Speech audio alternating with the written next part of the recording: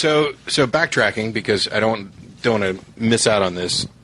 What she wrote was, I don't want to live in a world where those with power impose their evil intent on the masses and not face any type of consequence.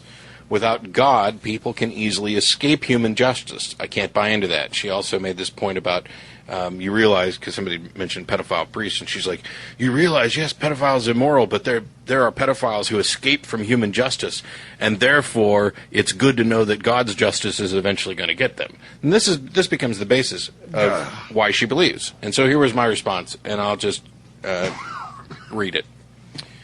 The kind of world you want to live in has no bearing on what kind of world you do live in. If this is your principal objection to worldviews that don't include some cosmic justice in them, if you'll forgive the condescending remark, you really don't understand what you're talking about. Life isn't fair, and the desire for justice that you express is one of the key foundations of most every religion. We're all aware that sometimes good goes unrewarded and evil goes unpunished, and so some justice seekers invent a security blanket to ensure that they aren't mired in depression. It allows them to avoid facing the harshness of an indifferent reality. Whether it's heaven and hell or karma dictating infinite rebirths, it serves the same purpose. Some of us prefer to actually face reality. Some of us realize that there's no good reason to believe that the universe is anything other than indifferent to our existence and our perceptions of good and evil. Some of us realize that dealing with reality on reality's terms is the only way to make any real improvements in the situation.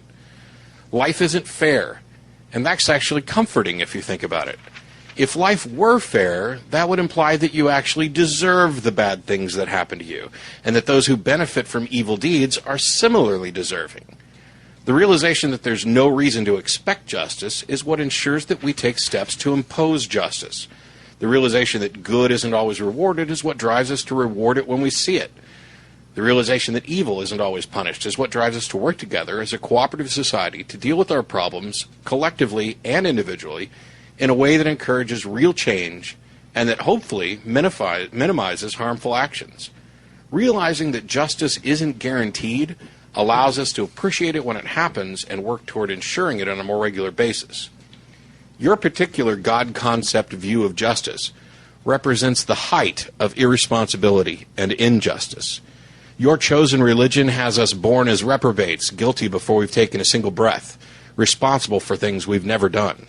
It offers instant, undeserved forgiveness for the most horrible of crimes and punishes people whose only crime is disbelief forever.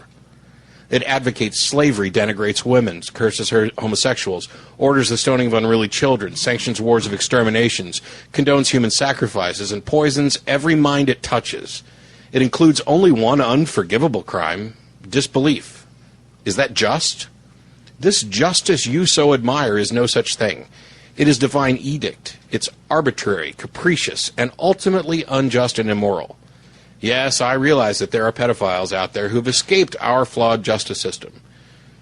Do you realize that your system says that they're all eligible for an eternal paradise? How does that address your objection? Under the rules of Christianity, the pedophile who escapes justice here can also escape your ultimate justice.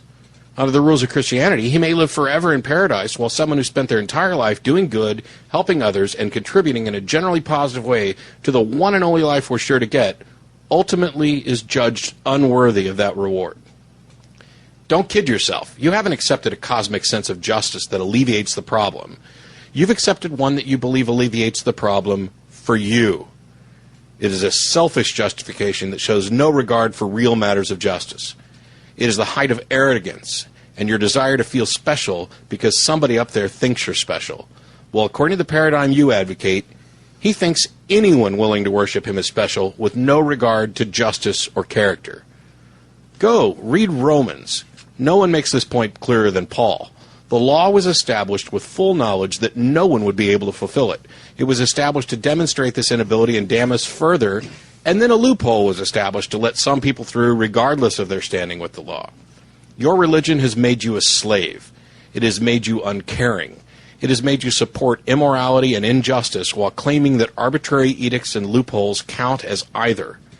It is a reprehensible lie that poisons the mind and prevents you from understanding reality.